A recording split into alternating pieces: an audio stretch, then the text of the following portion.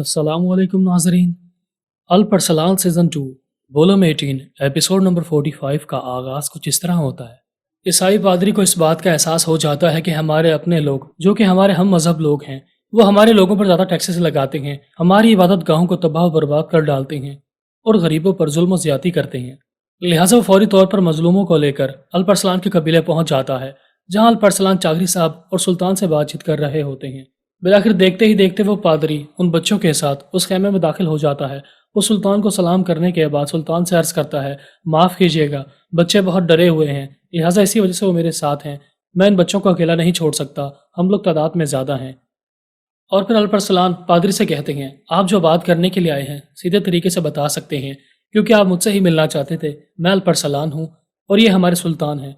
सुल्तान का नाम सुनते ही पादरी पहले थोड़ा हिचकिचाता है, लेकिन वो हिम्मत करने के बाद कहता है, माफ़ कीजिएगा हजूर, लेकिन हम लोग देहाती लोग हैं, यानी कि फ़कीर लोग, और हमारे अपने ही लोगों ने हम पर जुल्म ज़्यादती करना शुरू कर दी है। सुल्तान ये सुनकर कहते हैं, मुझे उस घटिया इंसान का नाम बताओ जो तुम्हारे साथ ज़्यादती करता है। पादरी डरते हुए जवाब देता है, उसका नाम जनरल तोकास है, वो एक बाज़ंतीनी सिपा सलार है। ये नाम सुनते ही मोहम्मद अल्परसलान और सुलेमान को गुस्सा आ जाता है और बातूर साहब भी जनरल तोकास को कोसना शुरू हो जाते हैं। नासरीन, एक तरफ का राजा खातून जो कि बहुत ज़्यादा परेशान होती हैं, वो जवाद से मुलाकात करने के लिए जंदान में पहुंच जाती हैं और पहरेदार सिपाहियों को बाहर निकाल कर कहती हैं, मुझे अकेले में से कोई ज़रूरी बात करनी है।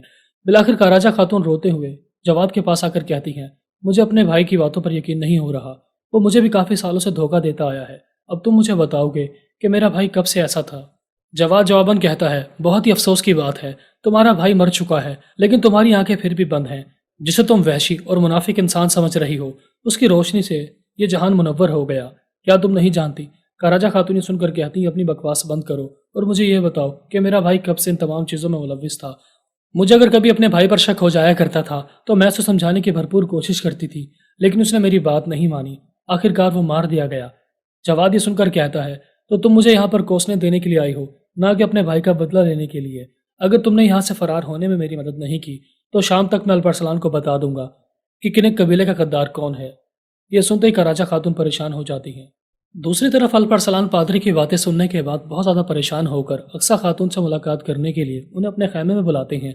बातूर साहब भी पहले ही इस खैमे में मौजूद होते हैं। तो फिर बातूर साहब अक्सा खातून को देखते ही कहते हैं, अक्सा खातून हमारी मदद कैसे करेंगी? अल्परसलान अक्सा खातून को बताते हैं कि मैंने तुम्हें यहाँ पर पादरी की मदद करने के लिए बुलाया है, क्योंकि पादरी के साथ बहुत से बच्चे और ख़वातीन भी मौजूद हैं, और तुम तो जानती हो कि आने का इलाका बाज़ंतीनियों का इलाका है, और वह घटिया इंसान जिसका नाम जनरल दोकास है टैक्सेस बढ़ा चढ़ाकर उनको कुचलना चाहता है। अगर मैं इस किस्म के जुल्म में भी खामोश रहता हूँ तो फिर मेरे ताकतवर होने का कोई फ़ायदा नहीं, ना मेरे मोमिन होने का कोई फ़ायदा है, क्योंकि मोमिन तो वो है जब भी वो किसी को जुल्म करते हुए देखता है तो वो उसे हाथ से रोकने की कोशिश करे। अगर वो उसे हाथ से नहीं रोक सकता तो ज़बान से रोके, और अगर वो ज़बान से भी नहीं रोक सकता तो कम से कम दिल में बुरा जाने। लेकिन मेरे पास जनरल दोकास को रोकने के लिए हाथ में ताकत मौजूद है। बातूर साहब भी सुनकर परेशान हो जाते हैं कि आनी का इलाका तो बाज़ंतीनियों का इलाका है, हम जनरल दोकास को वहाँ पर घुसकर उन्हीं के लोगों से कैसे बचाएंगे? अल्बर्टसलानी सुनकर कहते हैं, हमारी मदद करने के लिए मैंने अक्सा खातून को यहाँ पर बुलाया है। अगर हमने जल्द से जल्द इन लोगों की मदद नहीं की तो कल शाम होते ही इन तमाम लोगों को कत्ल कर दिया जाएगा। और फिर अक्सा खातून भी परेशान होकर अल्बरसलान से पूछती हैं कि अब मुझे क्या करना होगा। अल्बरसलान अक्सा खातून को समझाते हैं कि जो कालीन जिसके बारे में सिर्फ आकनी अम्मा जानती हैं कि उस पर क्या लिखा है, तुम आकनी अम्मा की तरफ से उन्हें बताने की कोशिश करोगी ताकि तुम जनरल दोकास का एतमाद हासिल करने में कामयाब हो जाओ। तुम जनरल दोकास को बताओगी किस कालीन पर यह लिखा हुआ है कि अल्बरसलान और उसके साथी एक बहुत बड़ा लश्कर लेकर आनी किले पर धावा बोलने के लिए आने वाले हैं। यानी कि अल्परसलान जानबूझकर अक्सा खातून को इस्तेमाल करते हुए अपने दुश्मनों के दरमियान एक झूठी खबर फैलाना चाहते हैं। और इसी दौरान बातूर साहब अपने तमाम ताकत के साथ आनी किले को चारों तरफ से घेरने की कोशिश करेंगे। जैसे ही बाज़ंतीनी सिपाही देखेंगे कि आनी किले को चारों तरफ से घेरा जा रहा है तो उनका शक यकीन में बदल जाएगा कि वाकई अल्परसलान आनी किले को फतह करने के लिए आया है। लिहाजा कैकाऊ मनूस भी अपने बाज़ंतीनी लोगों की जान बचाने के लिए जनरल दोकास की मदद करता हुआ वासपुरा खान के किले से एक बहुत बड़ा लश्कर लेकर आनी किले की तरफ अपनी फौज को भेजेगा। और फिर जैसे ही तमाम बाज़ंतीनी फौज आनी किले के करीब जमा हो जाएगी तो हम इस मौके से फ़ायदा उठाकर वासपुरा खान के किले पर हमला करेंगे और उसे फतह करेंगे। यानी कि अल्परसलान अपने दुश्मनों को इस बात का यकीन दिलवाएंगे कि अगला होने वाला हमला आनी किले पर होगा, लेकिन असल में वो हमला वासपुरा खान के किले पर किया जाएगा। اور جیسے ہی کیکاؤ منوس کو اس بات کا یقین ہو جائے گا کہ جنرل دوکاس تو حقیقت میں اپنے ہی ہم مذہب لوگوں کو قربان کرنا چاہتا ہے، تو یہ بات کبھی بھی کیکاؤ منوس برداشت نہیں کر پائے گا، اور پھر جنرل دوکاس اور کیکاؤ منوس کے درمیان اختلافات پیدا ہو جائیں گے اور وہ دو حصوں میں تقسیم ہو جائیں گے۔ باتور صاحب یہ سن کر کہتے ہیں تمہارا منصوبہ تو بہت اچھا ہے، لیکن باقی وازنطینیوں کو کیا ہوگا؟ الپرسلان یہ سن کر کہتے ہیں جس طرح آنی کے علاقے میں بہت سے غریب اور فقیر قسم کے بازنطینی لوگ موجود ہیں جنہیں جنرل دوکاس اپنی ظلم و زیادتی کا نشانہ بنانا چاہتا ہے، اس طرح جارجائی کے علاقے میں بھی بہت سے مظلوم لوگ موجود ہوں گے، اور اگر ہم ان مظلوموں کی مدد کرتے ہوئے ان کا اعتماد حاصل کرنے میں کامیاب ہو جاتے ہیں تو وہ لوگ ہمارے ساتھ جڑنا پسند کریں گے، اور بہت سے علاقوں میں آباد ہونے والے بازنطینی مظلوم لوگ سلجوقی سلطنت کے جھنڈے کے سائے کے تلے جمع ہونا شروع ہو جائیں گے۔ یعنی الپرسلان ایک طرف مظلوموں کی مدد کر رہے ہوں گے تو دوسری طرف وہ اپنے دشمنوں کو شکست دینے کے بعد اپنی سلطنت کو مزید مضبوط بنا رہے ہوں گے۔ ناظرین، اس کے بعد آپ دیکھیں گے کہ صبح ہوتے ہی الپرسلان اپنے منصوبے کو مکمل کرنے کے لیے آگے بڑھ رہے ہوتے ہیں۔ اسی دوران پادری بھی الپرسلان کا سامنا کرتا ہے اور ان کا شکریہ ادا کرتے ہوئے کہتا ہے کہ آپ نے ہمیں اپنے قبیلے میں پناہ دی، میں آپ کا شکریہ ادا کرتا ہوں کیونکہ ہمارے ہم مذہب لوگ ہمیں قربان کرنے کے بارے میں سوچ رہے ہیں، لیکن آپ ہماری خاطر اپنی جان قربان کرنے سے پیچھے نہیں ہٹے۔ الپرسلانی سن کر کہتے ہیں چاہے کوئی مسلمان ہو یا کافر، اگر کسی کے ساتھ بھی ظلم و زیادتی کی جائے گی تو الپرسلان سب سے پہلے اپنی تلوار نکالے گا اور ظالم کا سر قلم کر ڈالے گا۔ اور پھر جیسے ہی پادری وہاں سے جاتا ہے تو ایک بچہ بھاگتا ہوا الپرسلان کے پاس آتا ہے جس کا نام سردار ہوتا ہے، جسے الپرسلان نے بسط کے علاقے میں سے آزاد کروایا ہوتا ہے، اور پھر وہ الپرسلان سے پوچھتا ہے کہ آپ مجھے اپنے ساتھ جنگ پر لے کر نہیں جائیں گے؟ الپرسلانی سن کر مسکراتے ہیں اور بچے کو پیار کرتے ہوئے کہتے ہیں میں تم سے وعدہ کرتا ہوں جب تم بڑے ہو جاؤ گے اور جب تم گھڑ سواری کرتے ہوئے تیر اندازی کرنے کے قابل ہو جاؤ گے تو میں تمہیں اپنے ساتھ جنگ پر لے کر جاؤں گا، بلکہ تمہیں اپنا ایک خاص سپاہی بھی بناؤں گا۔ بچہ یہ سننے کے بعد بہت زیادہ خوش اور پرجوش ہو جاتا ہے اور باقی تمام لوگ مسکرا کر اس بچے کی طرف دیکھ رہے ہوتے ہیں کہ یہ بچہ بڑا ہو کر بہت زیادہ ضدی اور مصیبت کھڑی کرنے والا بنے گا، یعنی کہ اس کے دشمن جب بھی اس کا سامنا کریں گے تو یہ اپنے دشمنوں کو مصیبت میں ڈال دے گا۔ دوسری طرف اقصیٰ خاتون جیسے کہ کیکاؤ منوس کو بتاتی ہے کہ قالین پر جو لکھا ہوا ہے وہ میں سمجھنے میں کامیاب ہو چکی ہوں، تو کیکاؤ منوس حیران ہو کر پوچھتا ہے مجھے بتاؤ، اور پھر اقصیٰ خاتون کیکاؤ منوس کو بتاتی ہیں کہ قالین پر یہ لکھا ہوا ہے کہ الپرسلان ایک بہت بڑا لشکر لے کر آنی قلعے پر حملہ کرنے کے لیے آ رہا ہے۔ یہ سنتے ہی جنرل دوکاس اور کیکاؤ منوس بہت زیادہ پریشان ہو جاتے ہیں، اور پھر کیکاؤ منوس پریشان ہو کر کہتا ہے اس کا مطلب یہ ہے کہ وہ سرحدی علاقوں میں رہنے والے لوگوں کو ہمارے خلاف ورگلانا چاہتا ہے۔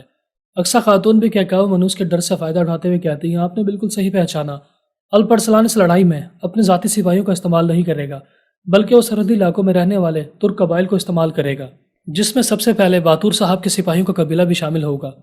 جنرل دوکاسی سن کر کہتا ہے میرا خیال ہے کہ الپرسلان اتنی بڑی غلطی نہیں کر سکتا، کیونکہ جہاں تک میں الپرسلان کو اتنے سالوں میں جان پایا ہوں وہ اپنی ایک چال میں ایک اور چال کو بن کر بیٹھا ہوتا ہے۔ اس کا مطلب یہ ہے کہ وہ ہمیں گمراہ کرنے کی کوشش کرے گا۔ یہ سنتے اقصیٰ خاتون پریشان ہو جاتی ہیں اور وہ دل ہی دل میں سوچ رہی ہوتی ہیں کہ جنرل دوکاس بہت زیادہ ہوشیار ہے، وہ کہیں الپرسلان کے منصوبے کے بارے میں جان نہ بیٹھے۔ کیکاؤ منوس بھی سن کر کہتا ہے یہ تو واقعی بڑی عجیب و غریب قسم کی بات ہے، کیونکہ اگر الپرسلان ہم لوگوں سے بدلہ لینا چاہتا ہے تو اسے چاہیے کہ واسپورا کان کے قلعے پر حملہ کرے، نہ کہ ایک چھوٹے سے قلعے آنی قلعے پر حملہ کرے۔ شہزادی اوادوکیا بھی سن کر کہتی ہیں میرا بھی یہی خیال ہے، ہو سکتا ہے کہ الپرسلان نے ماریا کے ذریعے ہم تک غلط معلومات پہنچائی ہوں، وہ ہمیں گمراہ کرنا چاہتا ہے، اور اگر وہ ماریا کے ذریعے ہم تک غلط معلومات پہنچا رہا ہے تو اس کا مطلب یہ ہے کہ الپرسلان کو ماریا خاتون پر شک ہو چکا ہے۔ اس سے پہلے کہ شہزادی اوادوکیا مزید کچھ اور کہہ پاتی، ماریا اس کی بات کو کاٹتے ہوئے کہتی ہے ایسا نہیں ہے، بلکہ الپرسلان تو پہلے سے کہیں زیادہ مجھ پر بھروسہ کرتا ہے، اور آکنائی اماں سے میں نے باتیں بھی پوچھ لی ہیں، قالین پر جو کچھ لکھا ہوا ہے میں وہ سب کچھ جان چکی ہوں۔ میں نے جو آپ کو بتانا تھا سو بتا دیا، باقی آپ کی مرضی ہے کہ آپ اپنے قلعے کی حفاظت کرنا چاہتے ہیں یا نہیں۔ یعنی کہ اقصیٰ خاتون جان بوجھ کر ان کے دلوں میں شک پیدا کر دیتی ہیں تاکہ وہ یہ سوچنے پر مجبور ہو جائیں کہ ماریا خاتون نے ہم تک جو معلومات پہنچائی ہیں وہ صحیح ہیں یا غلط۔ اور اگر جیسے کیکاؤ منوس کے دل میں شک پیدا ہو گیا تو اپنے شک پر مکمل طور پر قابو نہیں پا سکے گا، اور وہ آنی قلعے کی حفاظت کرنے کے لیے مزید سپاہیوں کو آنی قلعے کے ارد گرد کھڑا کروا دے گا۔ بالآخر جوجن بھی میدان میں آ جاتا ہے اور وہ کہتا ہے ہم چاغری صاحب کی اولاد کے بارے میں اچھے طریقے سے جانتے ہیں، وہ بہت ہی طاقتور اور چالاک لوگ ہیں، وہ آنی قلعے کے ساتھ ساتھ واسپورا کان کے علاقے کو بھی فتح کرنے کے بارے میں سوچ رہے ہوں گے۔ ہو سکتا ہے کہ وہ واسپورا کان پر حملہ کرنے کی بجائے ایک چھوٹے علاقے پر قبضہ کرنے کے بارے میں سوچے، یعنی کہ ہمارے آنی قلعے کے بارے میں۔ جنرل دوکاس سے سن کر کہتا ہے تمہاری اور میری سوچ میں ہمیشہ ہی سے اختلاف رہا ہے، یعنی کہ اقصی خاتون ان تمام لوگوں کے درمیان اختلافات پیدا کرنے میں کامیاب ہو جاتی ہیں، اور ان کا اصل مقصد بھی یہی ہوتا ہے کہ ان کے دلوں میں الپرسلان کو لے کر شک اور شبہات پیدا کر دیے جائیں کہ الپرسلان نے واسپورا کان کے علاقے پر حملہ کرنا ہے یا پھر رانی قلعے پر۔ بالآخر دوسری طرف باتور صاحب کے سپاہی بازنطینی ہیڈ کوارٹر پر حملہ کرنا شروع ہو جاتے ہیں۔ یہ حملہ اتنا زبردست اور اچانک ہوتا ہے کہ بازنطینی سپاہی سنبھل نہیں پاتے اور وہ اپنی جانیں بچانے کے لیے بھاگنا شروع ہو جاتے ہیں۔ کچھ بازنطینی سپاہی جن کے ہاتھوں میں تلواریں ہوتی ہیں وہ باتور صاحب کی سپاہیوں سے مقابلہ کرنے کے لیے میدان میں پہنچ جاتے ہیں۔ دیکھتے ہی دیکھتے دونوں گروہوں میں زبردست لڑائی شروع ہو جاتی ہے اور تمام مسلمان سپاہی اللہ اکبر کی صدائیں بلند کرتے ہوئے بازنطینی سپاہیوں کو جہنم حاصل کرنا شروع ہو جاتے ہیں۔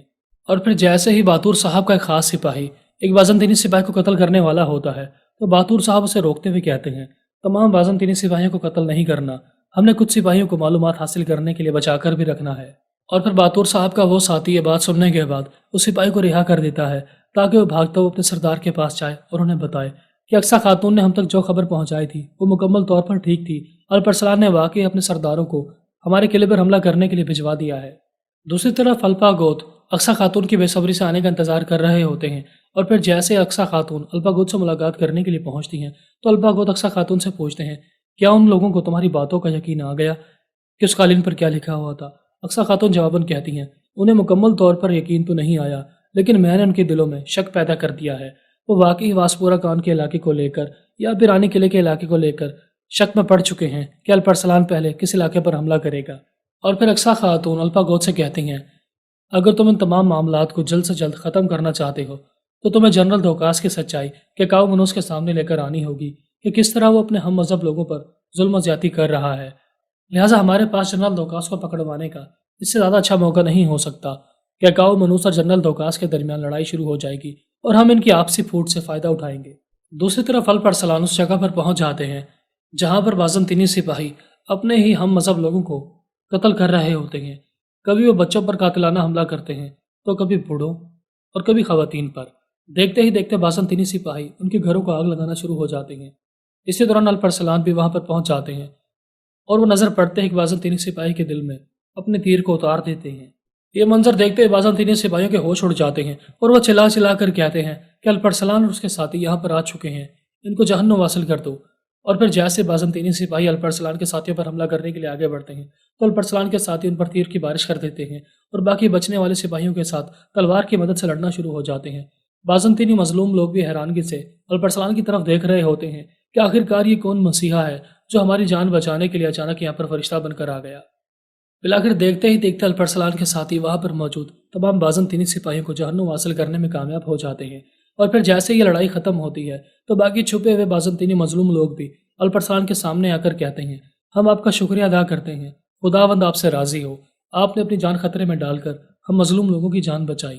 اور پھر جیسے الپرسلان اپنا تعارف کرواتے ہیں تو تمام لوگ الپرسلان کا نام سننے کے بعد بہت زیادہ خوش ہو جاتے اور کہتے ہیں ہمارے جنرل دوکاس نے تو ہمیں ہی مارنے کی کوشش کی، ہماری سرزمینوں کو ہم پر تنگ کر دیا گیا ہے، اب ہم کہاں جائیں گے؟ الپرسلان جواباً کہتے ہیں پادری نے تمہاری مدد کرنے کے لیے مجھے یہاں پر بھیجا ہے، اگر تم سلجوقی سرزمین پر پناہ لینے کے لیے آتے ہو پھر تمہیں کوئی بھی بازنطینی نقصان نہیں پہنچا پائے گا، میں تم سے وعدہ کرتا ہوں۔ اگر تم نے رات تک میری بات نہیں مانی تو تم جانتے ہو کہ رات تک جنرل دوکاس تم سے بدلہ لینے کے لیے واپس آئے گا اور یہاں پر موجود تمام لوگوں کو مار ڈالے گا۔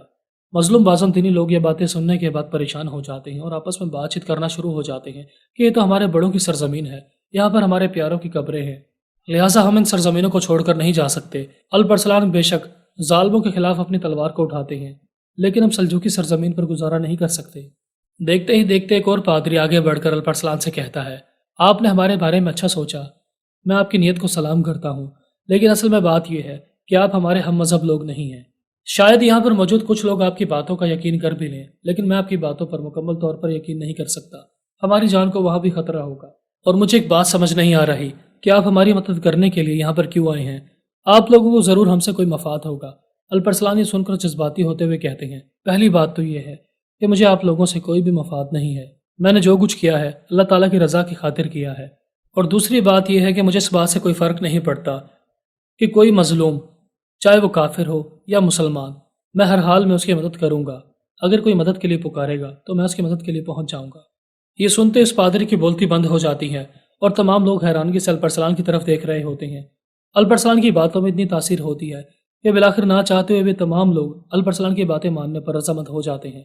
بالآخر الپرسلان اپنے ساتھیوں کو اشارہ کرتے ہیں کہ ان کی حفاظت کی مکمل تیاریاں مکمل کر لی جائیں، یہ لوگ ہمارے ساتھ کن قبیلے میں جائیں گے۔